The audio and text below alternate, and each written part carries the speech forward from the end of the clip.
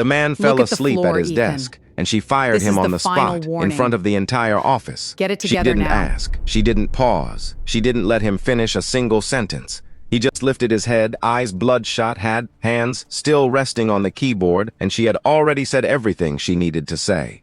What she didn't know in that moment was that he hadn't slept in 51 consecutive hours.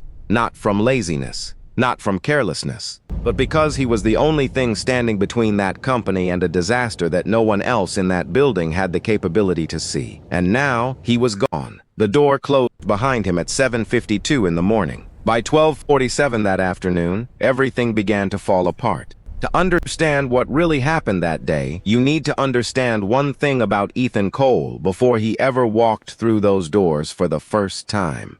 He was not a man who was easy to notice, not because he hid, but because he never felt the need to be noticed. Ethan Cole was 42 years old, an independent cybersecurity consultant, the kind of person corporations call when a problem has grown serious enough that the internal team can no longer handle it. He had no fixed office, no polished business cards, no LinkedIn profile with 300 connections and a headline that read like a graduate thesis. He had a laptop, a black notebook with worn corners, and a mind that understood better than anyone how a complex financial system could be torn apart from the inside without anyone realizing it until it was already too late. People remembered him through his work, never through his words. Outside of work, Ethan was the father of an 8-year-old named Riley, a small girl with shoulder-length hair and a habit of watching adults with the eyes of someone who had witnessed too many things she shouldn't have had to witness at that age. Riley's mother had died when the girl was 4. An accident.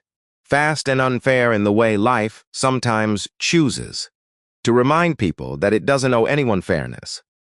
Ethan had rebuilt his life around 2 fixed points: keeping Riley steady and keeping his work stable enough that she would never feel the absence of anything essential. He didn't complain about it to anyone. He didn't carry it out like a card to impress people or earn their sympathy. He just lived it every day, quietly and without noise, the way most truly strong men tend to do. The company he had been hired to work for this time was Meridian Vault Technologies, a fintech firm headquartered in Charlotte, North Carolina, specializing in high-speed payment processing and transaction authentication for thousands of businesses across the United States. Their system ran without pause, around the clock, and even a single hour of disruption could cause tens of millions of dollars in losses, along with the kind of reputational damage that no PR campaign could patch up in the short term. Ethan had been brought in 2 weeks earlier to support a leadership transition, assessing system security, identifying vulnerabilities, preparing a technical briefing for the incoming executive team. Familiar work. Nothing unusual on paper, until he started looking very carefully at the deeper layers. 3 days before everything happened, Ethan noticed something in the transaction authentication logs that no one else had caught. It was small, very small. A cluster of irregular requests appearing at low frequency inside the international processing queue, mimicking the rhythm of legitimate internal traffic precisely enough that the automated filters had dismissed them entirely. But Ethan saw it, not because he was smarter than the system, but because he had looked at enough compromised systems to recognize the way a real attack operates before it reveals itself. Amateur attackers make noise. Dangerous ones stay silent and patient. This one was silent. This one was patient.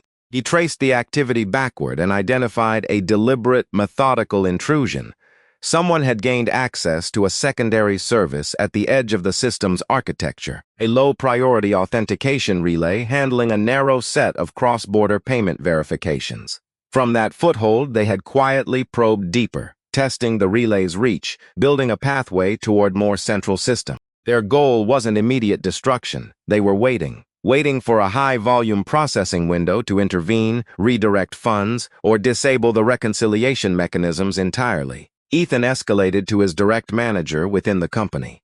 That manager, acutely aware of how badly a major incident report would land the day before a new CEO took the helm, asked him to continue monitoring and avoid creating alarm before anything was definitively confirmed. The message, politely delivered, was essentially a request to stay quiet and hope the problem resolved itself. Ethan didn't do that.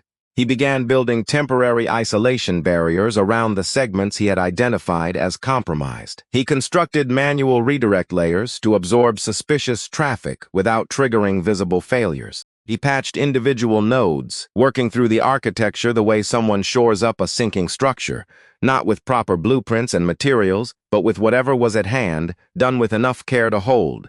No safety net.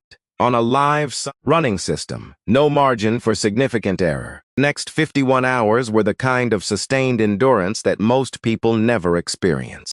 Ethan barely left the operations floor. He drank whatever coffee was available, ate from vending machines, and changed his shirt in the technical staff bathroom around midnight.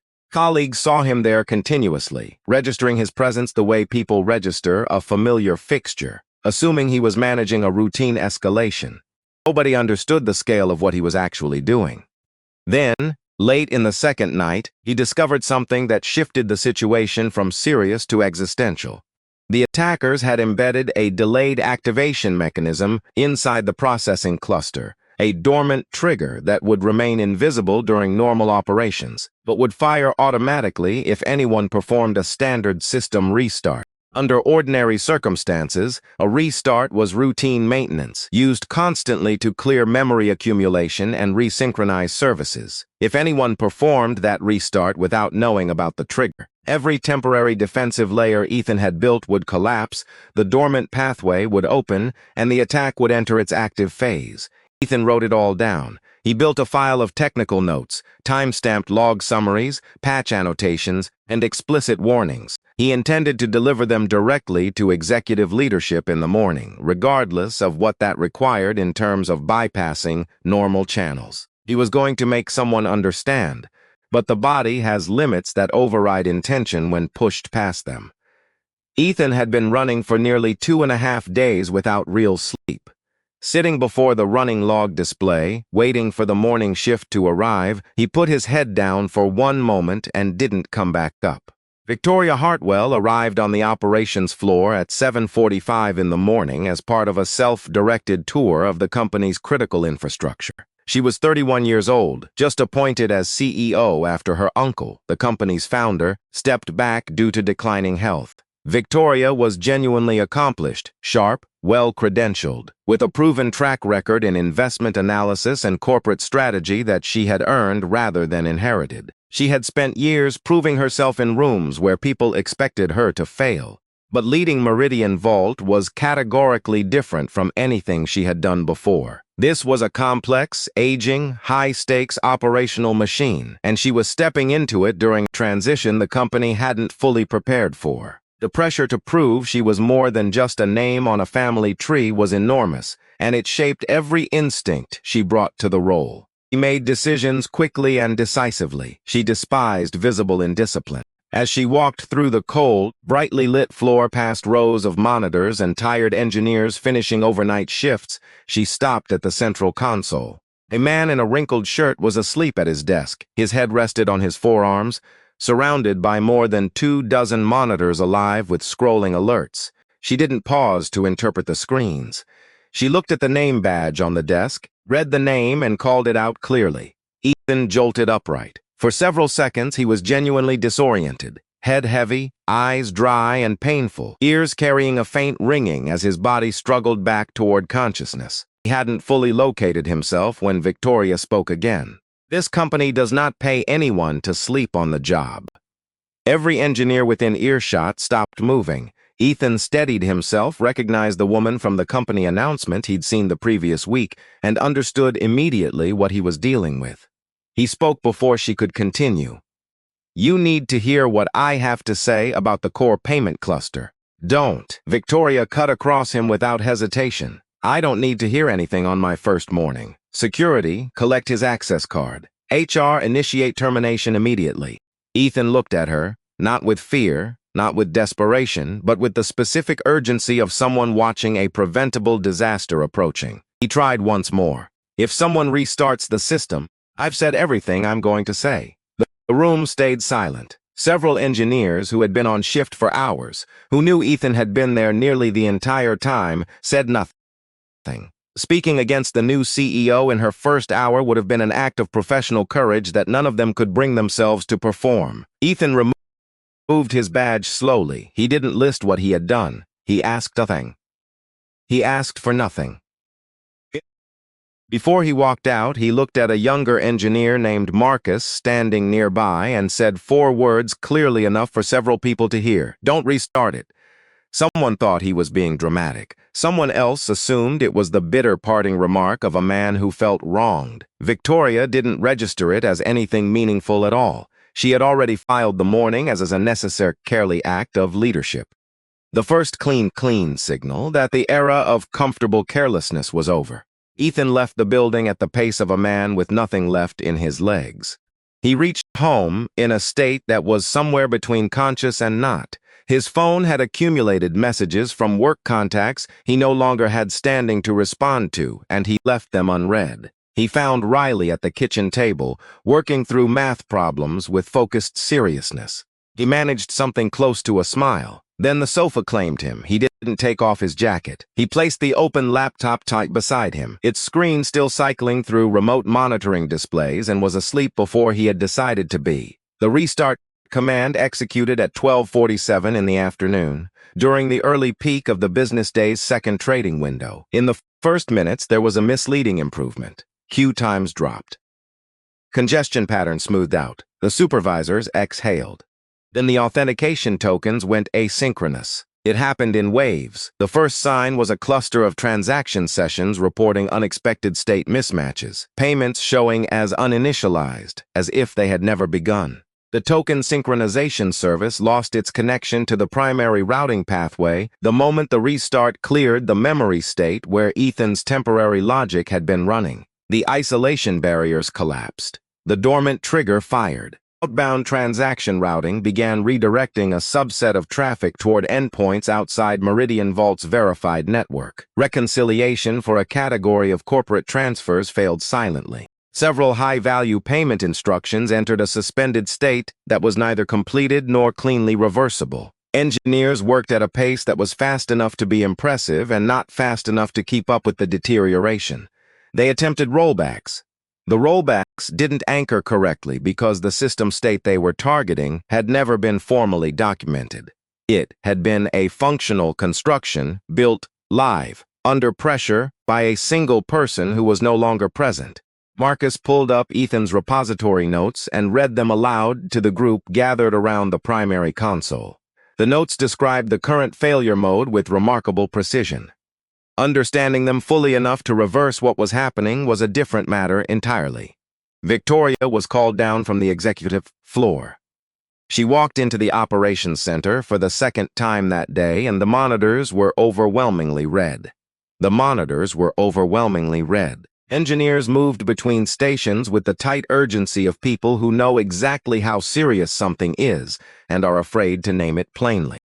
Calls from enterprise clients were already coming in. She asked what was happening.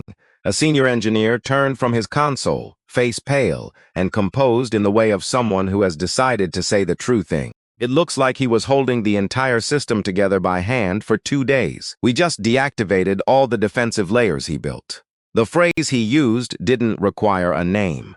Victoria asked if they could fix it. She asked who understood Ethan's patch logic. She asked where the CTO was, and what the CTO's working knowledge of the legacy infrastructure looked like. The answers she received didn't comfort her. The company was bleeding, and the only person who fully understood its circulatory system had been escorted from the building that morning.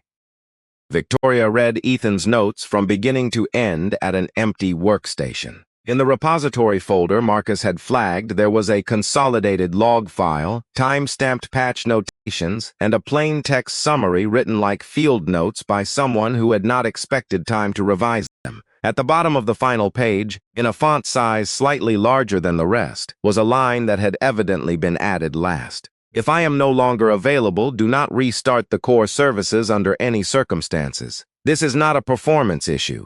This is a stage tag waiting to be triggered. Call me first. 704-555-0183. He had left a phone number. Nobody had called it. The engineers around her were doing their best work, and their best work was not going to be enough, and they all knew it. Victoria closed the file. She sat for a moment with her hands flat on the desk. The feeling arrived and would not be briefly processed and set aside. She thought about the morning, Ethan's face when he tried to speak, the specific urgency he had been carrying. She hadn't misread it as insignificant. She had dismissed it before reading it at all. She had been so certain she understood what she was looking at that she had refused to look. She asked HR for his home address. The file was sparse, and it took several minutes searching through emergency contact records before a current address was confirmed. She called 3 times. The phone rang without answer each time. His body, she understood, might genuinely be unable to hear it. She picked up her keys, walked to the parking structure, and drove herself to the address on the screen. The building was in a quiet, ordinary neighborhood on the east side of Charlotte. Older construction, a place where people lived rather than performed living. Victoria stood briefly outside her car, registering the gap between where she had spent the last several hours and where she was standing now. Then she walked to the apartment door and knocked. No answer. Dr. Carr, her phone, when loudered, and was reaching for her phone when the door opened and a child stood in the space it revealed. Small, with slightly disordered hair and a stuffed rabbit tucked under one arm. The girl looked up at Victoria with the calm, assessing gaze of a child who has learned to read adult visitors quickly. "Are you looking for my dad?" Victoria didn't answer for a moment. She hadn't known there was a child. It hadn't appeared in any context in which Ethan existed professionally, because Ethan didn't use his personal life as a credentialing device. He had never mentioned it. No one had mentioned it to her. Riley opened the door wider once she determined the woman outside didn't seem threatening. Inside the apartment, Ethan was lying on his side on the sofa, still wearing the same shirt from that morning, his jacket still on. The laptop was open beside him, lock screen still cycling. One shoe had been removed. The other was still on his foot. A glass of water he had apparently poured and forgotten sat on the low table, untouched. Several empty takeout containers on the kitchen counter marked the meals of a person eating without attention across multiple days. He had the stillness of a person who hadn't chosen to stop but had simply run out of anything left to give. Riley lowered her voice the way children do when the sleep nearby is genuinely needed. "Daddy hasn't really slept. He said something bad was happening at work. He promised he would rest after he fixed it." The words were simple and factual, and landed in Victoria's chest like something physical. She looked at the apartment, the careful economy of it, the evidence of a life organized around necessity and love, and thought about every assumption she had carried into the operations center that morning. The image she had constructed in 10 seconds, the certainty she had felt, the complete and total wrongness of it. She asked softly whether Riley was alone. The girl said a neighbor would come over soon and that her father had only fallen asleep after he got home. Victoria understood with a clarity that was almost physical what she had done. She hadn't simply made a bad call. At the worst possible moment, the man quietly carrying the weight of the company's survival, and she had done it because the image of him sleeping had fit so neatly into the story she had already decided to tell. She touched Riley's shoulder once, gently, and asked if she could wake him. It took several attempts before Ethan surfaced. He came back to consciousness in layers, the way profoundly sleep-deprived people do. When he recognized Victoria standing in his living room, his first expression wasn't anger. It was the specific exhaustion of a person who has just been handed one more demand they didn't ask for. He sat up slowly. He said nothing. Victoria sat in the chair across from him. She didn't arrange her words carefully or build toward anything gradually. "I didn't listen to you this morning. I fired you before I understood what was happening. I need to apologize for that." Ethan looked at her without speaking. He wasn't withholding the response strategically. He simply wasn't in a place where accurate words changed what he was feeling. She continued because the situation didn't allow her to wait. "They restarted the system. It's failing. Nobody in the building understands your patch logic well enough to stop it."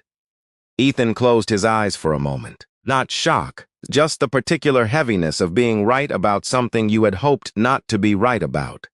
He reached for the laptop and pulled up the remote monitoring interface. The metrics loaded and he scanned them for less than 60 seconds before setting the laptop back down. The numbers confirmed what Victoria's face had already communicated. He didn't stand up immediately. He looked at Riley first, asked whether she had eaten, whether she had finished her schoolwork, whether Mrs. Collins from down the hall had confirmed she was coming over. Riley answered each question with the composed patience of a child who understood that her father was being asked to go back to something difficult and was not going to make it harder. She said yes to all three. Something passed between them that didn't require words. Then he looked at Victoria. I'm going back because if the breach completes, real people, customers, businesses, workers who depend on those payment systems will pay for mistakes that belong to this organization. That's the reason. Not the apology, not the job. He stood, changed his shirt, said a quiet word to Riley, picked up his laptop and jacket, and walked to the door. He looked back at his daughter once. Riley waved with the stuffed rabbit's paw. Ethan almost smiled. Then they drove back to headquarters in silence. When Ethan walked back into the operations center, the room changed in a way that wasn't quite describable, but was immediately felt by everyone present. Not celebration.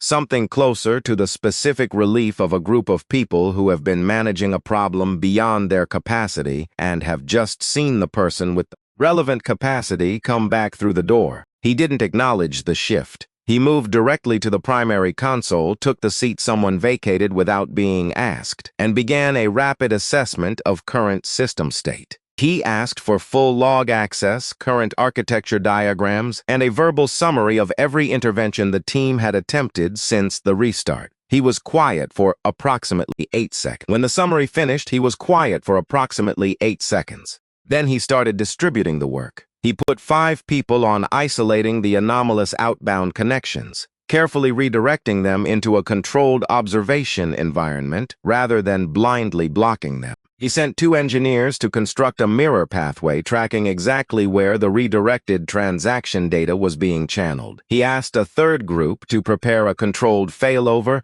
for the highest value processing queue. He asked someone from the legal team to contact the 3 largest enterprise clients with a scripted message acknowledging a temporary technical issue without triggering contractual escalation clauses. He asked one person to do nothing except record every command he issued, in order. The distribution of the work was its own kind of demonstration. Ethan wasn't performing mastery. He was executing a plan he had been developing mentally for 51 hours, adapting it in real time to a situation that had deteriorated further than he had hoped. Over the following 90 minutes, the bleeding slowed. The anomalous routing pathway was severed from its connection to the core payment layer. 3 suspended high-value transactions were isolated and quarantined before any funds transferred outside the verified network. The intrusion point was identified and neutralized through 17 specific changes to the authentication configuration that closed the door the attackers had built and removed the key from the lock. There were losses. Several smaller transaction batches would require manual reconciliation. 2 enterprise clients would receive formal incident notifications. The security audit that followed would be extensive and expensive. But the catastrophic outcome, a large-scale diversion of corporate funds, followed by public disclosure of a failure of that magnitude, had been averted. When Ethan confirmed that the authentication layer had restabilized and the intrusion pathway was permanently closed, the room released a collective breath. The emergency review was called within the hour. Department heads, the CTO, and the board's technical liaison gathered in the main conference room. The incident report was presented in full. Ethan had detected the intrusion first, 2 days before anyone else. He had reported it through proper channels and been effectively told to wait. He had worked for 51 hours to hold the infrastructure together. He had been terminated before he could brief the incoming CEO. His explicit warning had been dismissed after his dismissal. The restart had been performed and the result had been exactly what he predicted. Several people in the room began reaching for the careful language organizations produce when they want to distribute responsibility broadly enough that no single failure point becomes too visible. Process gaps, communication breakdowns, understandable given the circumstances of the transition. Victoria recognized the language because she had used it herself in other rooms. She understood its function. And she understood that using it now would be a direct repetition of the failure that had produced the crisis. She stood. This morning I fired Ethan Cole before I had heard a single complete sentence from him. I made that decision based on an image that confirmed what I had already decided to believe. I was wrong, and my error came close to costing this company something that would not have been recoverable. I am sorry to Ethan, and I am saying that in front of all of you. The room was quiet in the way rooms become quiet when something true and costly has been said plainly. Ethan, seated at the far end of the table, gave a single small nod. He didn't accept the apology with visible warmth or perform forgiveness for the room. He received it with the quiet of a person who had set something heavy down, not because it was resolved, but because continuing to hold it served no one. Then, after that silence, the man seated to Victoria's right stood up. Gerald Marsh, Chief Operating Officer, 11 years at the company. The person who had received Ethan's original security report and instructed him to stay quiet. His voice was steady, too steady, in the way of someone preparing to defend themselves without admitting they needed to. I want to be clear that my decision at that point was reasonable, given the context we were facing. We were in a leadership transition, creating alarm before full confirmation would have. Gerald. Victoria cut him off. He stopped. You received a security report from an independent consultant with specific evidence of an active intrusion. You asked him to stay silent because you were concerned about timing. Then he worked 51 hours to correct that mistake. Then he was fired for doing it. Gerald opened his mouth again. I don't think framing it that way. The board will conduct a full review of your actions, Victoria said. That will follow due process. But I will not allow this debrief to be rewritten as a communication incident. What happened is clear. 3 days later, Gerald Marsh was no longer the Chief Operating Officer of Meridian Vault. His termination, unlike the ones earlier in his career where he had skillfully navigated consequences, was not clean. The board reviewed emails and internal records in full. The chain of messages he had sent to subordinates throughout the crisis. Messages that deliberately deflected accountability and dispersed responsibility, was thoroughly documented. His attorney reached out to Meridian Vault about a separation package. The proposal was declined. When the story leaked into Charlotte's financial community, the way stories about institutional collapse always leak, one detail at a time over lunches and phone calls, the offers Gerald expected from rival fintech firms didn't come, not because people knew every detail, but because enough people knew enough to avoid the risk. There was a moment, recounted afterward by someone who was there, when Gerald ran into Marcus, the young engineer Ethan had warned, before walking out, at a coffee shop 3 weeks after the incident. Gerald asked why Marcus hadn't stopped the restart command. Marcus was quiet for a moment. Then he said, I tried. You were the one who gave the order. Gerald had no answer for that. That was the moment, according to those who knew him, when something finally actually reached him. Not the termination, not the loss of income, not the investigation, but the face of a young engineer looking at him not with anger but simply with tiredness, recalling a warning that he hadn't listened to. In the weeks that followed, the board moved quickly on Ethan's professional standing. There were offers of immediate promotion, significant compensation adjustments, and a newly created role overseeing infrastructure security operations at an organizational level that would have given him the authority his expertise had always warranted. What he negotiated first, before any title or number was finalized, was a set of structural changes. He asked for a revised escalation protocol guaranteeing frontline engineers a direct path to executive leadership when reporting security concerns, a path that could not be blocked by middle management protecting its own comfort. He asked for shift rotation standards in the operations center that made it structurally impossible for any single person to become a point of failure through exhaustion. And he asked for a formal policy protecting engineers who raised genuine risk alarms from any professional penalty for doing so. When he presented these requests to the board, the room was very still. Everyone present understood what they were looking at. A man who had been handed a significant amount of institutional leverage, and had chosen to spend most of it on policies that would protect the next person in his position from being destroyed the way he had almost been destroyed. Victoria accepted everything without modification.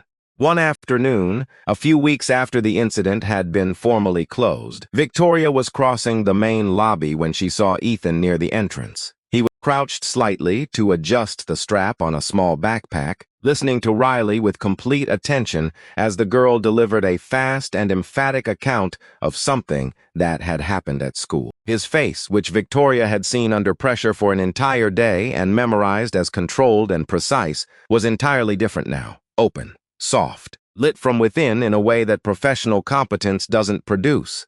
He wasn't a man in a building. He was a father at the end of a long day, and that was all he needed to be. Victoria stood back and didn't approach immediately. She had learned to recognize the moments that belonged to other people. After a moment, she walked over, not as the CEO, without any agenda. She held out a small, worn, stuffed rabbit, the one she had noticed on the apartment floor during her visit and found in her coat pocket 2 days later, apparently slipped in by Riley during the confusion of waking Ethan. She had meant to return it sooner. Riley's face arranged itself into immediate delight. She took the rabbit and tucked it under her arm with the satisfaction of recovering something important. Ethan looked at Victoria. There was no unresolved tension in the look and no performed warmth either. It was the look of two people who had come through something difficult, from opposite sides, and arrived unexpectedly at a version of mutual understanding that neither of them had planned for. Riley looked from one to the other with her characteristic quiet observation. Then she asked, in the completely pragmatic way that children ask questions, "Are you staying for dinner?" Ethan started to say something. Victoria smiled before he could. "Maybe another time," she said. Riley nodded, accepting this, and turned back to her father with the next installment of her afternoon at school. The story ended there, in the ordinary brightness of an office lobby on a late afternoon, with a child telling her father about her day and two adults standing close enough to see each other clearly. A man who had been publicly diminished had been publicly restored in that same building before many of the same people. A woman who had entered power certain of her own clarity had learned the most expensive lesson of her professional life, that authority exercised without the willingness to listen is not strength. It is a specific and very costly kind of blindness. And somewhere in the space between those two facts, in the complicated quiet that follows a crisis once the crisis has finally passed, something fragile and real had begun. This is a work of fiction created for entertainment and reflection. All characters, names, institutions, and events are fictional or used fictitiously. Any resemblance to real persons or events is coincidental. This story is not intended to represent any real individual or organization. The character of Ethan Cole in this story is a fictional character inspired by the public image of actor Ethan Cole and does not reflect his actual life, actions, or views.